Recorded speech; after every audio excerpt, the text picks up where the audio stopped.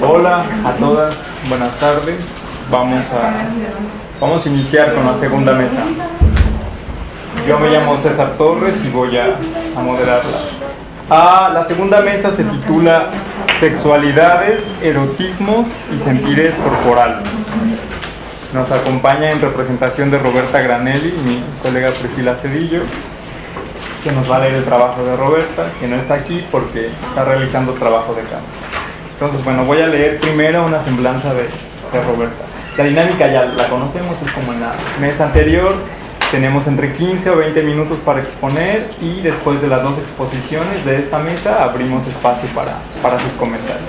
Bueno, Roberta Granelli está cursando el segundo año de doctorado en Sociología en la UAM Azcapotzalco.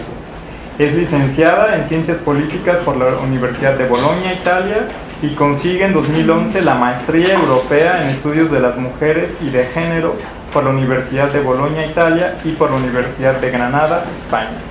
Ha trabajado varios años con el grupo de investigación acerca de los feminicidios en Italia, Es miembro del directivo de la organización Intersectioni y redactora de la sección LGBTI del magazine Walking on the South.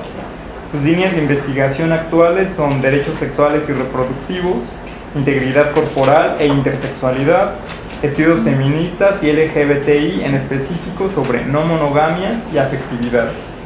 Priscila nos va a leer de Roberta Los sentires equivocados, legitimidad del cuerpo y de las emociones en la experimentación de las relaciones no monogámicas.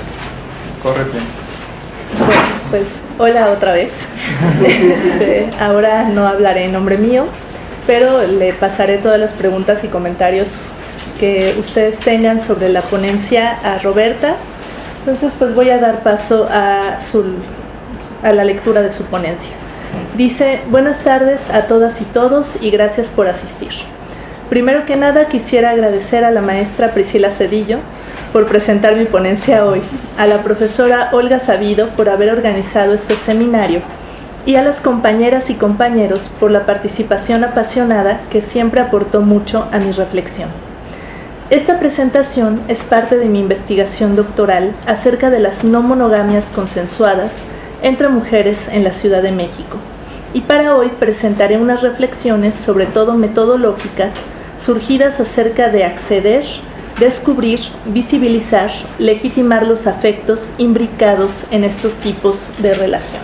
Adriana Fuentes Ponce, en su análisis sobre relaciones abiertas entre lesbianas de la Ciudad de México, señala cómo la experimentación de relaciones abiertas en parejas de lesbianas a veces conlleva sentimientos, cito, que no se pueden identificar, al menos en primera instancia, porque hay una autocensura al solo hecho de sentirlos. Además, porque al mostrarlos, el nombre que les será dado tendrá relación con la misoginia, o porque la idea de que el amor es de dos impera tanto como el pensamiento preconstruido a partir del reglamento de género. Cierro cita. También se encuentra en la literatura cómo hay una dificultad en expresar estos sentires corporales, hasta llegar a una falta de vocabulario para nombrar las prácticas afectivas. Abre cita de nuevo. No hay palabras para lo que hacemos o para cómo nos sentimos. Por tanto, tenemos que inventarlas. Cierro cita. Hay entonces sentires, emociones, sentimientos que se experimentan con el cuerpo, pero que no se logran explicar por varias razones. Por tanto, las preguntas que guían mi trabajo en este sentido son: ¿cómo dar cuenta de esos sentires equivocados? ¿Cómo legitimar el cuerpo que siente y visibilizarlo como parte de la creación de un saber, knowledge, situado a partir de las emociones? Para ello trataré de esquematizar una reflexión teórico-metodológica entre la literatura existente sobre el tema de las emociones y de los sentires corporales en las no monogamias. Este discurso se sostiene gracias al marco teórico de la epistemología feminista, que, como han sostenido varias autoras, entre ellas Alison Jaggar y Donna Haraway, necesita una rehabilitación en sus postulados a partir de lo personal, de lo corporal y de las emociones, para situar la producción del conocimiento y contrarrestar la idea de un conocimiento desencarnado, objetivo y racional. La puesta en duda de esta objetividad ha conllevado también a la voluntad de emplear las emociones en la construcción del nuevo conocimiento y de construir categorías dicotómicas de cognición y afecto que son en sí mismas construcciones culturales euroamericanas. Gracias a las reflexiones acerca de la percepción sensible, sabemos que es la misma percepción está mediada culturalmente. Por tanto, como ya he afirmado anteriormente, tanto la invalidación sensorial y emocional como el miedo a experimentar sensaciones y emociones equivocadas son producto de un sistema cultural. Así como la experimentación de nuevas prácticas aporta nuevos lenguajes para ampliar las posibilidades de experimentar nuevas emociones y nuevas sensaciones a través del aprendizaje. De acuerdo con Vanini y compañía, podemos probablemente definir una operación de colonización sobre los sentires corporales, que también implica una colonización sobre las emociones con respecto a lo que tienen que ser las relaciones afectivas, a las formas en las que se pueden vivir, a las narrativas que circulan acerca de ellas. Si las sensaciones nunca son tabla rasa, es decir, si las sensaciones nunca son grabaciones neutras de estímulos en espera de definición, luego entonces una sociología y una antropología de los sentidos realmente ofrecen una comprensión del mundo que es diferente de los enfoques fisiológicos y neurobiológicos de la percepción. Retomo aquí también otra reflexión que mueve el trabajo de Vanini, Baskul y Gottschalk, y que también es importante para mi trabajo.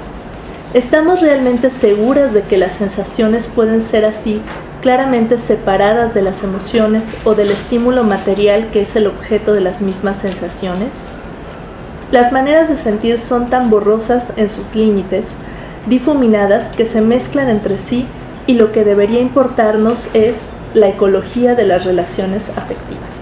Si las percepciones se producen dentro de un contexto, es importante subrayar cómo este contexto se define en específico como heteronormativo y mononormativo. Estos dos regímenes sociales estructuran las relaciones normativas, atribuyendo un lugar de subalternidad a todas aquellas prácticas que no vienen identificadas y reconocidas como normales y aceptables. Las relaciones no monogámicas consensuadas en este sentido representan el desafío al modelo heterosexual normativo que se basa en la institucionalización de una práctica reproductiva, la heteronormatividad, cuya expresión se refuerza a través de un conjunto de presunciones aceptadas en relación con el sexo y el género. Con la heteronormatividad se constituye también la mononormatividad, que se produce a través de la institucionalización de la monogamia obligatoria, la cual estructura la sociedad a través de un modelo rígido de hacer pareja y de jerarquizar los vínculos relacionales.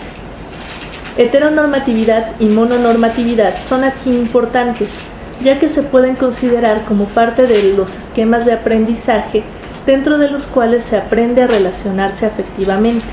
Por tanto, sin subrayarlo más, es evidente cómo estas estructuras están implicadas en posibles censuras, invalidaciones sensoriales y emocionales y trabajos de aprendizaje y desaprendizaje. Finalmente, consensuar este tipo de vínculo no monogámico no significa establecer a priori todas las prácticas relacionales que se vayan a determinar, sino que haya un ejercicio de la práctica no monogámica que depende de la voluntad explicitada entre quienes participan en la relación de poner en duda los límites relacionales de la monogamia misma.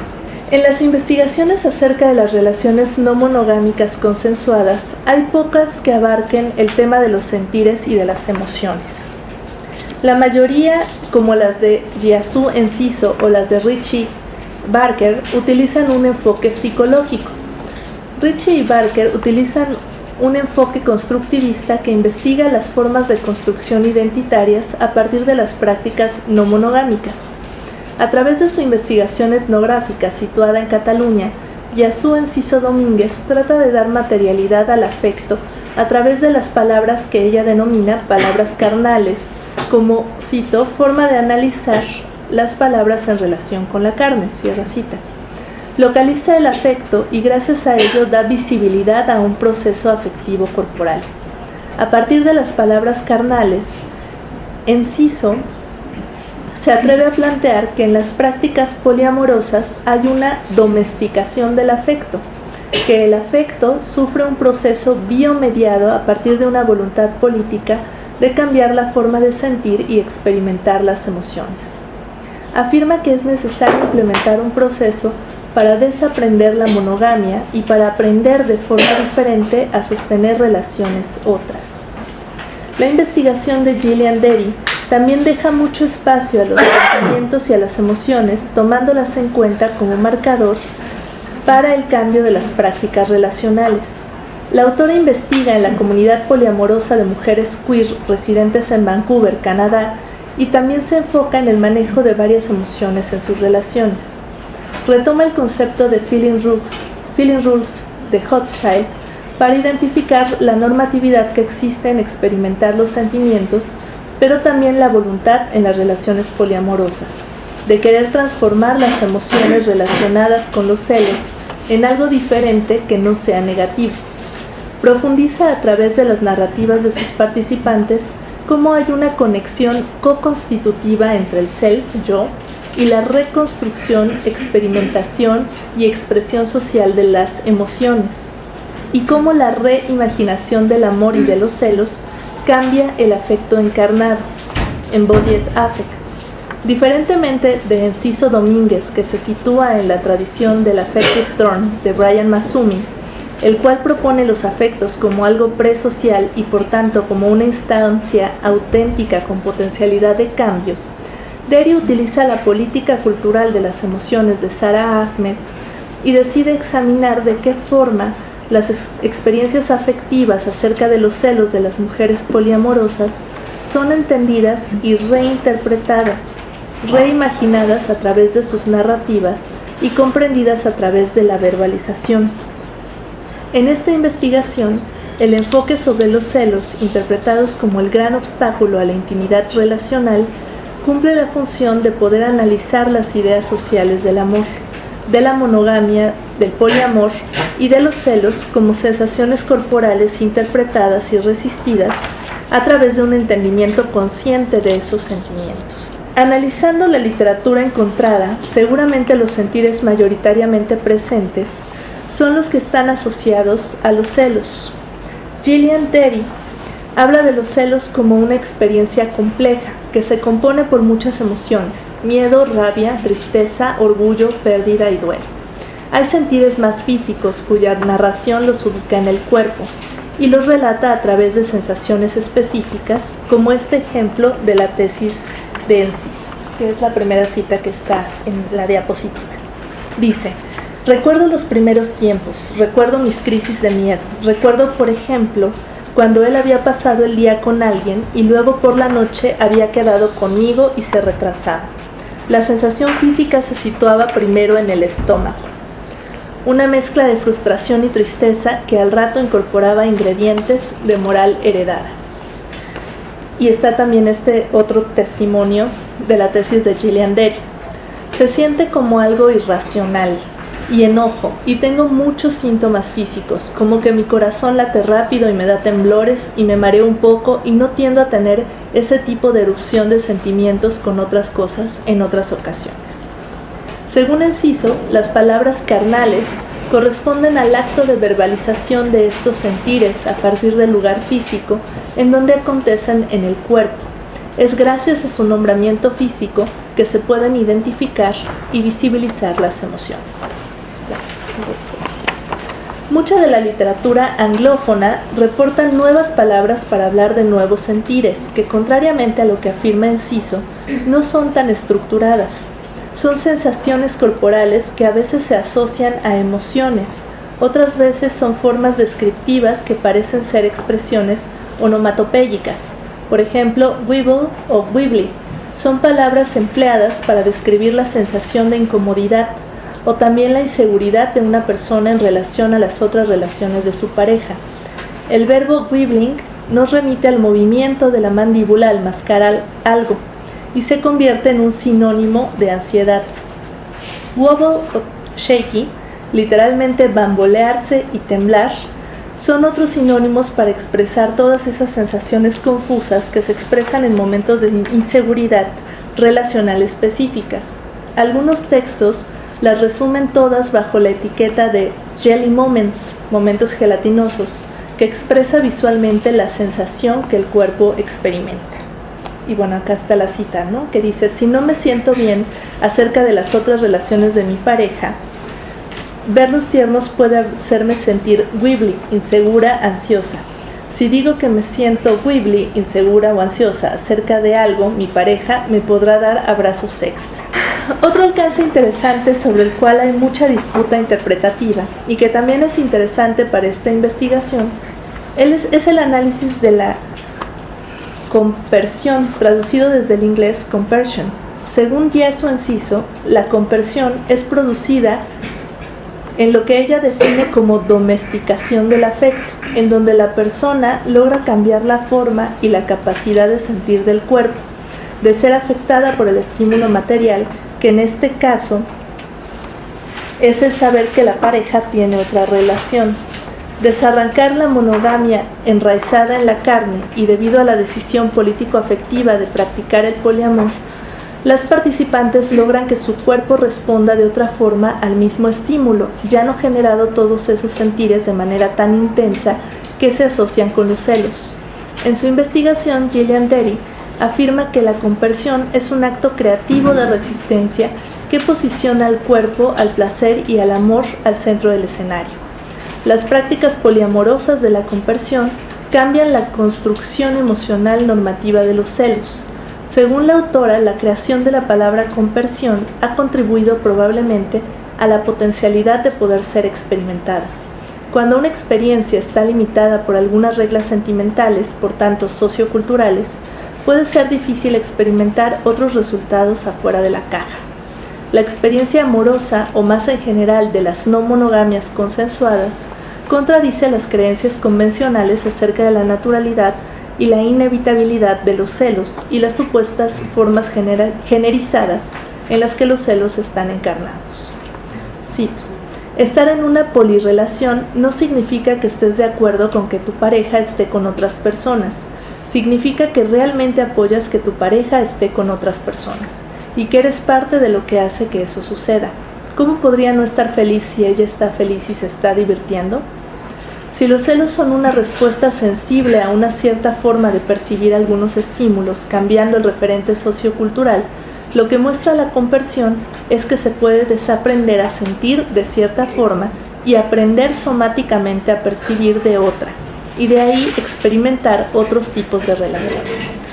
El objetivo de esta presentación es, por tanto, destacar cómo es necesario hablar de esos sentires, tanto los que definen equivocados como los que no, porque como afirma Margaret Betterell, es a partir de ellos, es tomando en cuenta lo sensible y lo emocional, que las personas deciden estructurar sus prácticas afectivas. Es el ejercicio de una nueva afectividad de manera reiterada que produce nuevos sentires en el cuerpo. Este ejercicio está situado adentro de un marco político-cultural que es el de las no monogamias. Es necesario narrar a partir del cuerpo sintiente acerca de las no monogamias consensuadas para volver a crear nuevas normatividades relacionales, legitimar los sentires y las emociones y crear un saber situado en el cuerpo. Muchas gracias.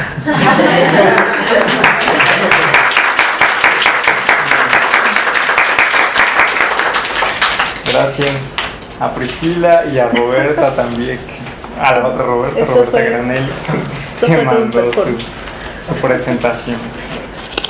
Como soy multifacética, además de moderar, también voy a presentar. Le voy a pedir a Priscila que por favor lea mi semblanza, si no va a ser muy extraño. Bueno, pues César Torres Cruz es licenciado en Comunicación Social por la Universidad Autónoma Metropolitana, Unidad Xochimilco, maestro en Ciencias Sociales y Humanidades con línea de especialización en Sociología y Estudios de Género por la UAM Unidad Coajimalpa, doctor en Ciencias Políticas y Sociales, campo disciplinario Sociología por la Universidad Nacional Autónoma de México. Es profesor de asignatura de la Licenciatura en Comunicación y Cultura de la Universidad Autónoma de la Ciudad de México, plantel Centro Histórico, y colaborador externo del Centro de Investigaciones y Estudios de Género de la UNAM desde enero de 2015. Ha realizado estancias de investigación en la University of Windsor y el Ontario HIV Treatment Network en Canadá, en el grupo de estudios sobre sexualidades del Instituto Gino Germani de la Universidad de Buenos Aires, Argentina, y en el núcleo de estudios de género de la Universidad Estatal de Campiñas, Unicamp, en Sao Paulo, Brasil. Sus intereses de investigación son los feminismos y los estudios de género y queer, los estudios sociales de la tecnociencia y la biomedicina, la salud sexual y la medicalización de la sexualidad, y ha publicado varios artículos en revistas indexadas y capítulos de libros sobre estos temas. Y bueno, un aplauso para él. Me toca presentar entonces. La verdad es que yo no preparé un texto porque cuando leo me aburro mucho y aburro mucho a la gente. Entonces ya me dijeron muchas amigas que no lo haga, por favor, y les hice caso en esta ocasión. Entonces preparé diapositivas y voy a explicar un poquito sobre esta investigación. Es para mí un placer en verdad estar aquí en el CIEF, ¿no?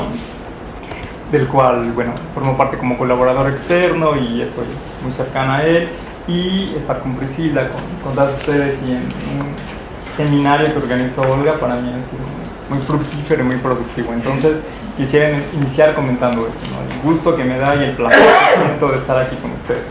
Originalmente mi presentación se llamaba Contacto, riesgo sexual y afectividad en la serodiscordancia en la Ciudad de México, pero ya modifiqué el título porque no me sentía tan bien con él, ¿no? Entonces ahora lo denominé La dimensión sensorial del riesgo sexual en la experiencia de la serodiscordancia en la Ciudad de México.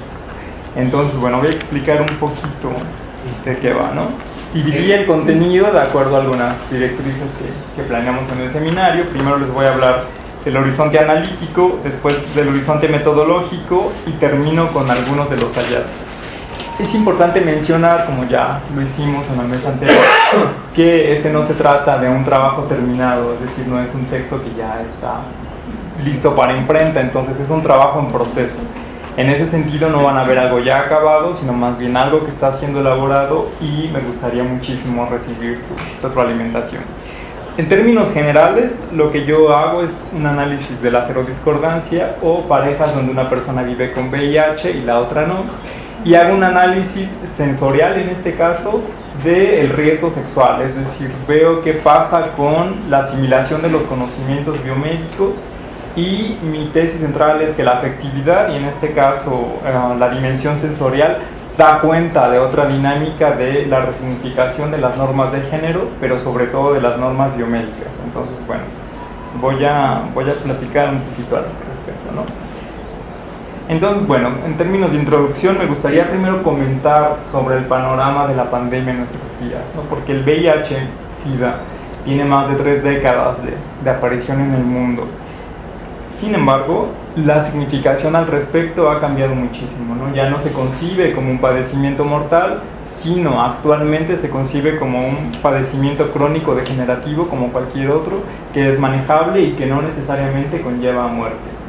¿Por qué? Porque las tecnologías biomédicas tienen muchísimo que ver al respecto, sobre todo con algo que sucedió en 2008.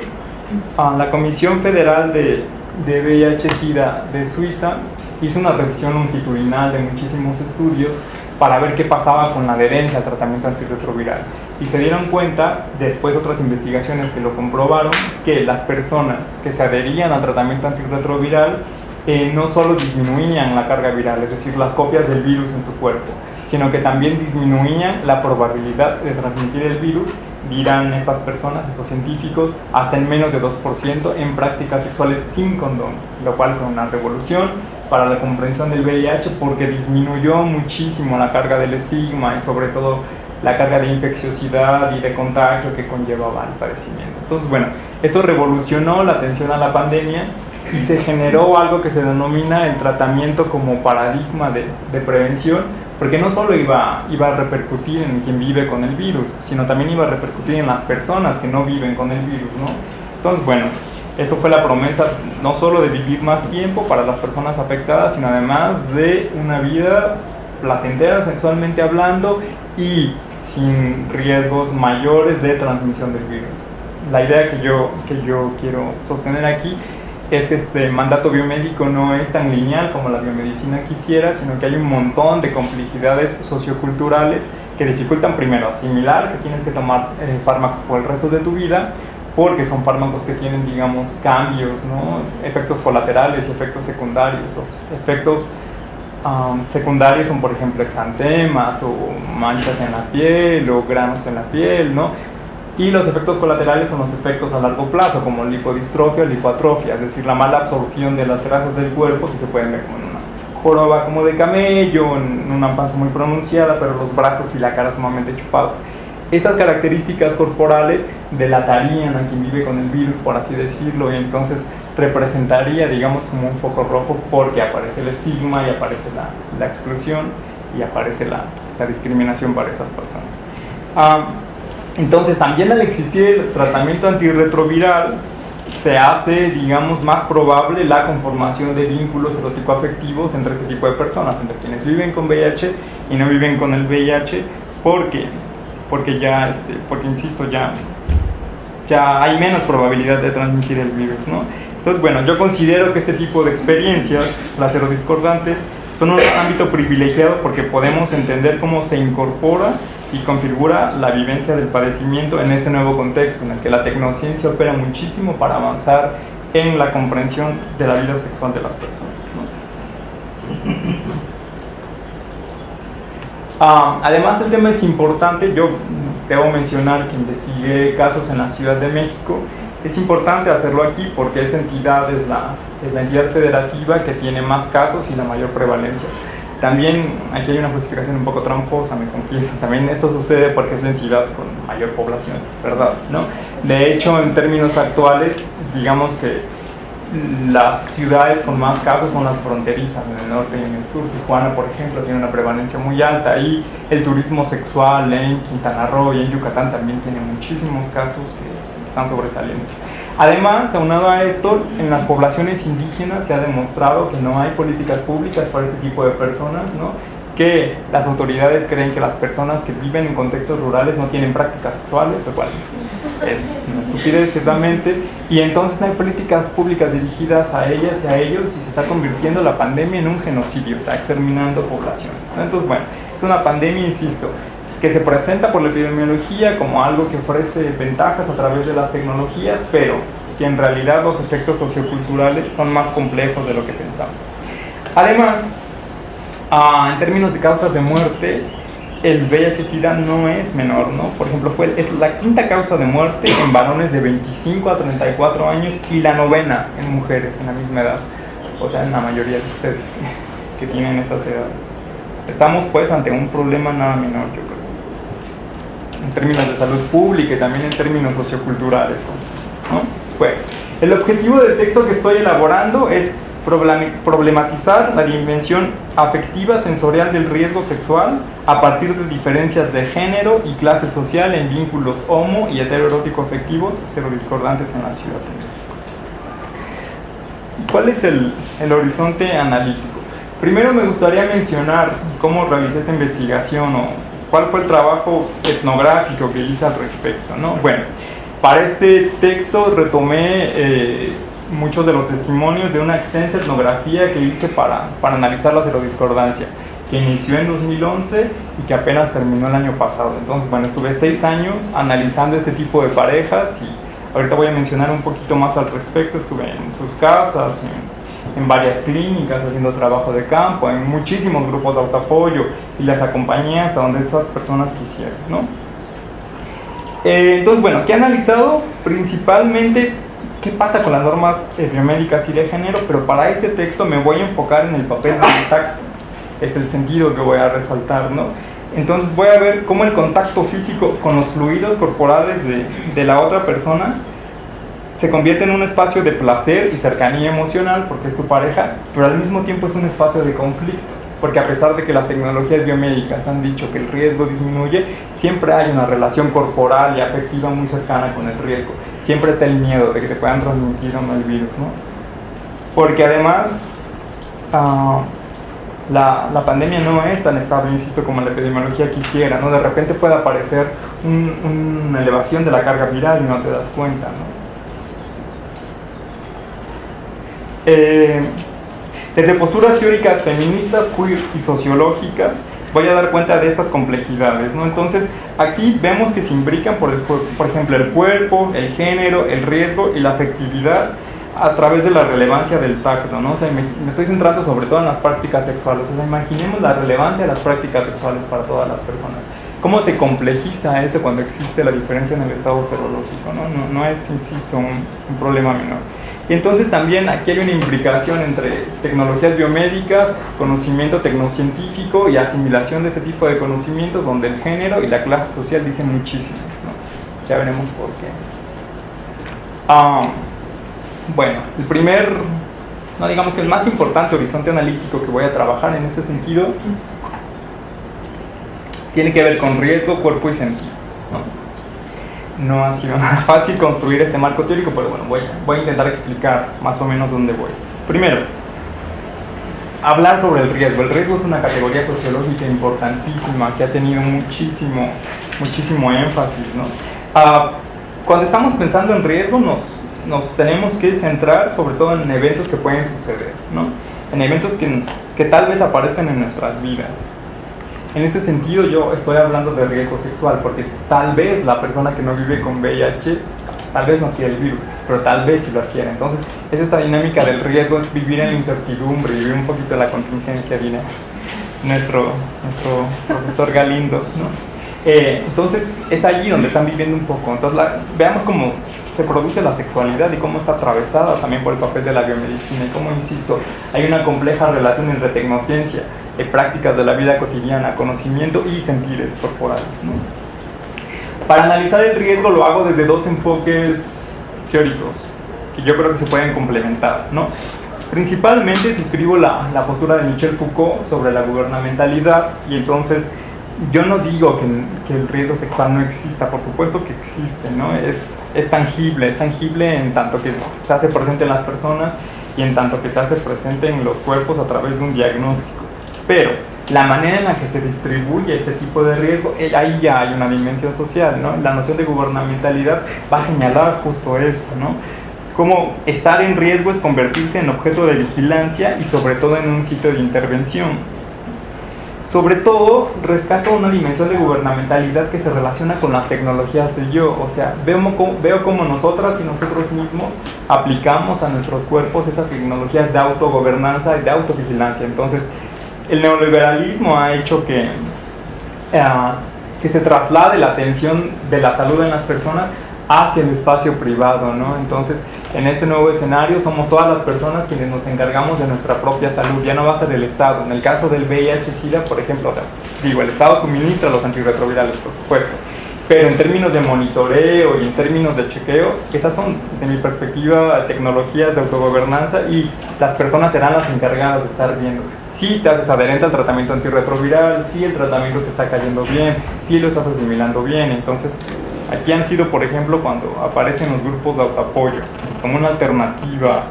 Al mismo tiempo, es cierto que la noción de gubernamentalidad, digamos que tiene como un espectro medio paranoico, que tiene un espectro además de teorías de la conspiración, que solo hace pensar que nos están vigilando todo el tiempo. A mí me costó, lo confieso, además mucho trabajo eliminarlo, ¿no? Porque yo estaba convencido de ello, y ahora creo que en realidad mantenemos relaciones corporales complejas con la biomedicina, ¿no? Porque al mismo tiempo, estas personas sin antirretrovirales se mueren, es evidente. Entonces, dependemos de la biomedicina, no solo para el VIH, para cualquier padecimiento, ¿no? Porque además, todas y todos somos vulnerables a morir y adquirir padecimientos, ¿no? Entonces, tenemos una relación compleja con la biomedicina. Se ha demostrado en estudios sociales de la ciencia y la tecnología que las personas dejan de creer en la ciencia y la tecnología, y en la biomedicina también, ¿no? Pero dependemos de ella en cierto sentido. O sea, cuando enfermamos, por supuesto que dirá la antropología médica que aparece el nivel de la autoatención, pero en segunda instancia corremos con el médico, ¿no? O con la médica. Entonces el espacio biomédico siempre va a estar presente en nuestras vidas y en nuestra sexualidad. Para bajarle un poquito a este tono, digamos, como paranoico de la gubernamentalidad, rescato el aporte de Beck, ¿no? Que también habla del riesgo. Lo que estoy retomando de Beck, que yo creo que hay consonancia con el aporte de Michel Foucault. O sea, él también está pensando que el riesgo se distribuye de manera social y sobre todo de manera diferencial. Lo que rescato de Beck, insisto, es como hay una reflexividad en los sujetos para entonces asumir el riesgo y para pensar qué es el riesgo, qué tanto forma parte de mi vida y hasta dónde se hace presente, ¿no?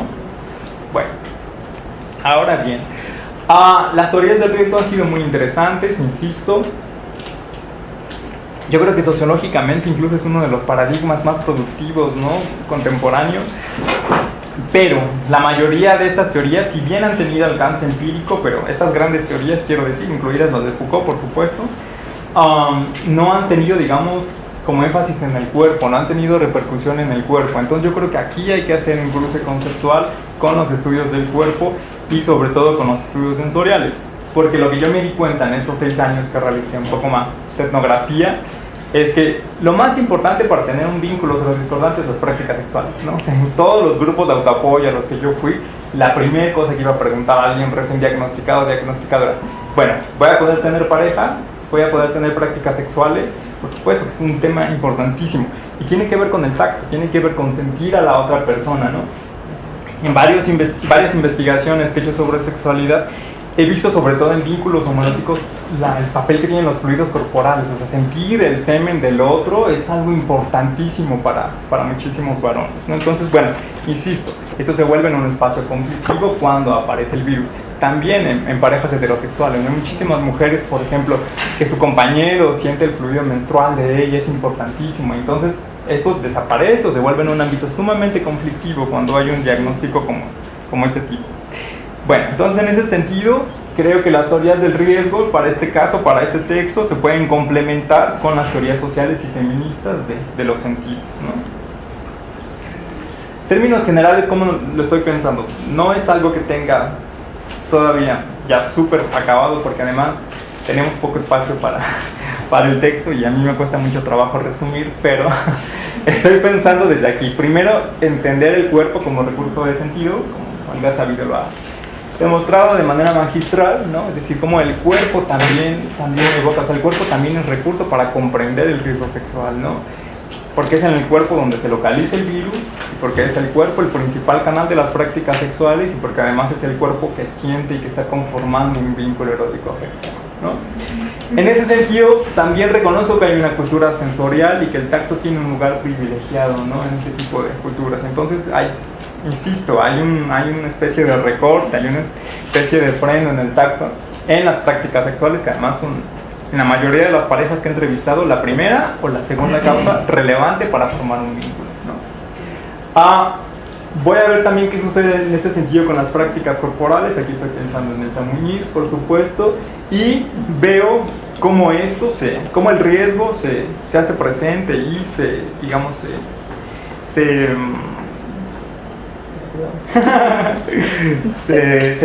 elabora, se lleva a cabo entre las personas a partir del orden de la interacción, ¿no? Pensando un poco en Goffman, pero también he visto que los mandatos de género son sumamente importantes. O sea, no es lo mismo como lo vive una mujer a como lo vive un hombre. Además, no solo el género, la clase social también tiene muchísimo que ver. En las investigaciones que yo hice desde el 2011 al 2017 sobre este tema, que son mi tesis de maestría y mi tesis doctoral, vi que las mujeres que entrevisté son mujeres pobres, todas. No tuve acceso, por ejemplo, a mujeres ricas que vivan con VIH o que estén en un vínculo serodiscordante. Y las mujeres son las que viven de manera más intensa y que les cuesta más trabajo, corporalmente hablando, llevar el vínculo, porque además tienen que asimilar, uno, que el esposo les fue infiel, ¿no? Y en mujeres que además ya tienen nietos o bisnietos, ¿no?, incluso más 50, 60 años, hay que asimilar que el esposo les fue infiel, el VIH fue la muestra de ello, ¿no?, de infidelidad. Pensar que el esposo tal vez tuvo prácticas sexuales con un hombre, ¿no? También cuestionar la heterosexualidad del esposo y todavía cuidarlo y todavía encargarse del cuidado del resto de la familia y todavía asimilar algo que nunca pensaron que iba a aparecer en sus vidas. En la socialización homoerótica es un poco distinto, ¿no? O sea, todas las personas que vivimos en el homoerotismo es lo primero que nos dicen cuando salimos del closet, ¿no?, que vamos a adquirir VIH, sea o no sea cierto, pero entonces, digamos, estamos más acostumbrados a esta dinámica, no forma parte de nuestra socialización. En mujeres no ha sido así, entonces es un golpe súper catastrófico para ellas, ¿no?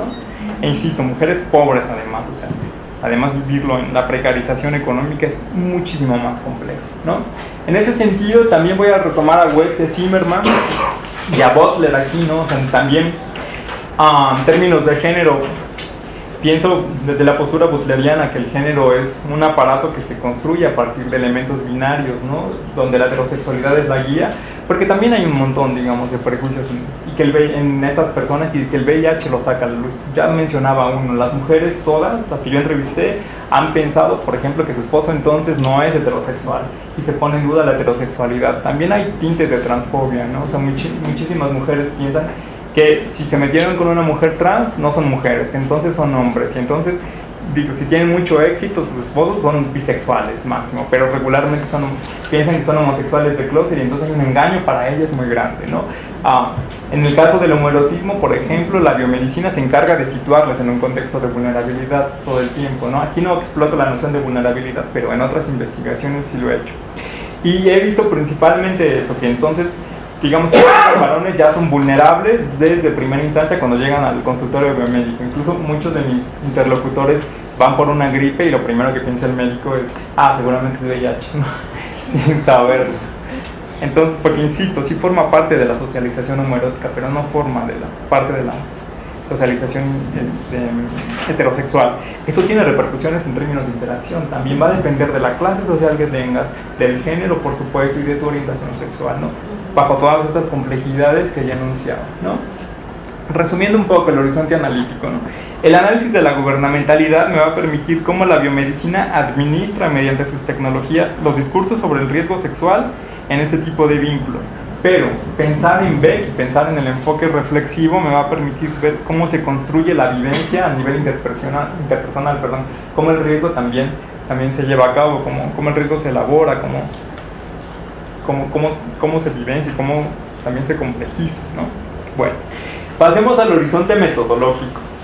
Entonces, como ya lo mencionaba, yo realicé una extensa etnografía que lleva un montón de años y que además, también en términos emocionales, me dejó sinceramente muy marcado, ¿no?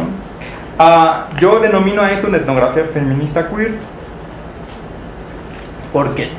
Primero, porque yo partí de mis procesos corporeafectivos con estas personas, o sea, no me presenté como una investigadora que viene a preguntar, ¿cómo se vive el VIH? Me sitúo como un sujeto más del relato etnográfico, no vivo con VIH hasta la fecha, pero sí he sido construido como sujeto de riesgo por asumir mis prácticas homoeróticas, y entonces también tengo un contacto directo con la biomedicina durante toda mi vida. Esto lo pongo en énfasis o lo pongo en el centro del debate metodológico, y fue a partir de allí que hice contacto con otras personas, ¿no? Pues bueno, los grupos de autoapoyo, por ejemplo, no han sido algo nuevo para mí, no han sido algo constante a lo largo de mi vida. Entonces hubo esta cercanía, sobre todo con personas en vínculos homoeróticos. Con mujeres fue sumamente complejo, pero sí lo conseguí, porque además encontrar los testimonios de las mujeres es difícil, ¿no? O sea, en vínculos homoeróticos, en la socialización homoerótica, ahí está la exposición, va a estar todo el tiempo, ¿no? O sea, incluso es hasta broma entre muchas personas, ¿no? Hay una relación directa del homoerotismo con el VIH.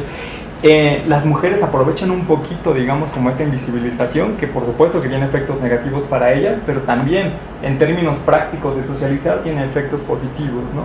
Como, bueno, entonces no formar parte del grupo infeccioso, no formar parte del grupo contagioso, entonces también hay ahí un montón de relevancias. Bueno, entonces esta propuesta es feminista porque parte de los saberes localizados, ¿no? Y porque además posicionan al cuerpo como el canal y a las emociones como canales de contacto y co-construcción del conocimiento con las interlocutores. Me refiero incluso a estas personas no como informantes, no solo como informantes, sino como interlocutores. Y porque además piensen en la cantidad de emociones cuando alguien habla del diagnóstico, por ejemplo, o cuando una mujer me contó que su esposo vive con VIH o que su esposo le transmitió el VIH. O sea, las mujeres seropositivas que entrevisté, por ejemplo, se enteraron que viven con VIH porque se murió su esposo y no les dijeron que el esposo vivía con VIH. Entonces se muere el esposo, la familia sí sabía, ella no, ella calla, fase de SIDA y se entera que vive con VIH, que su esposo murió de VIH. En el caso de complejidad también.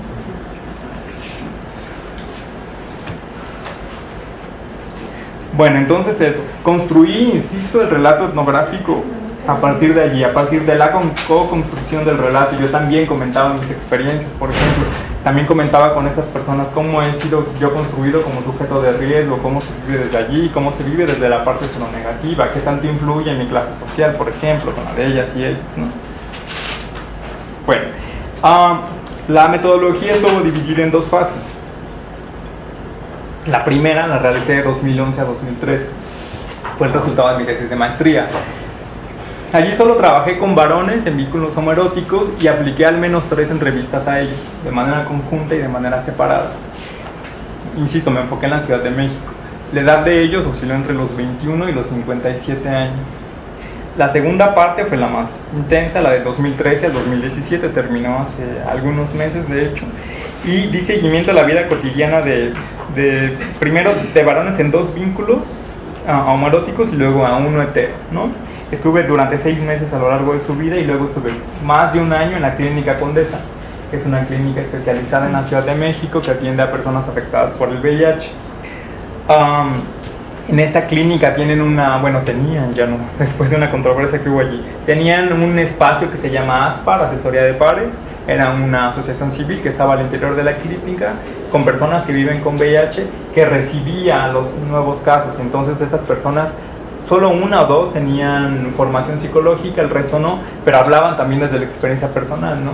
Y sobre todo se mostraban como un caso de éxito, ¿no? Como un caso que sigue con vida a pesar del diagnóstico, y entonces intentaban tranquilizar a las personas y les ayudaban sobre todo a insertarse en los servicios de salud. Yo estuve en esta oficina durante mucho tiempo y entonces esto me permitió conocer a mucha gente. En la primera fase realicé 30 entrevistas en profundidad y en la segunda 39. Están distribuidas de la siguiente manera en la segunda. En 4 vínculos hetero, en 6 homo, en 2 mujeres que viven con VIH, que no tenían pareja al momento de la entrevista, y en 7 personas que prestan servicios en esta clínica, ¿no? En algunos casos hice más de una entrevista, además de cientos de notas de campo, observación, participante, conversaciones informales, grupos de autoapoyo, pláticas con colegas, etcétera, etcétera.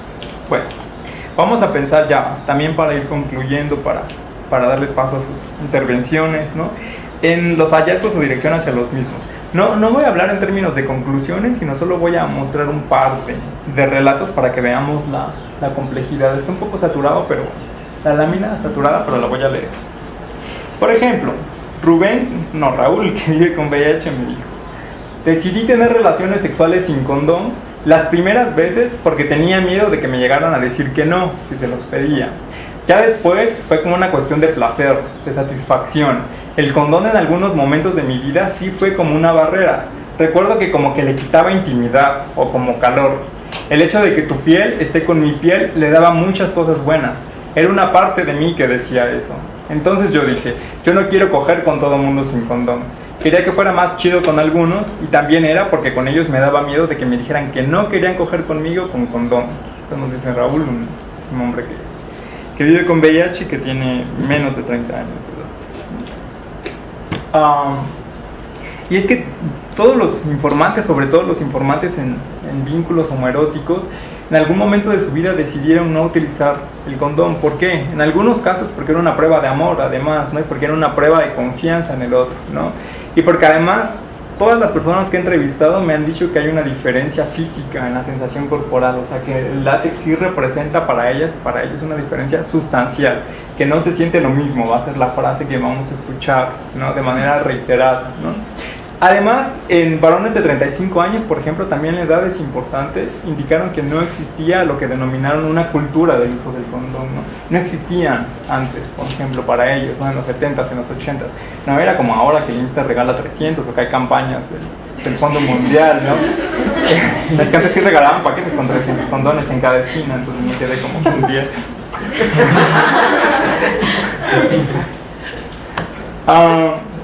Por ejemplo, Adán, también, que vive con VIH, me dice: yo he sentido que yo era como más propenso a tener sexo más seguido, pero obviamente ya bajó. Me siento enamorado y me gusta. Lo veo desnudo, se refiere a su pareja, y me excita. Entonces yo sé que no es falta de amor o de otras cosas. Sí siento que hay algo fuera de control por los medicamentos. Aquí también hay, digamos, un efecto claro de los antirretrovirales.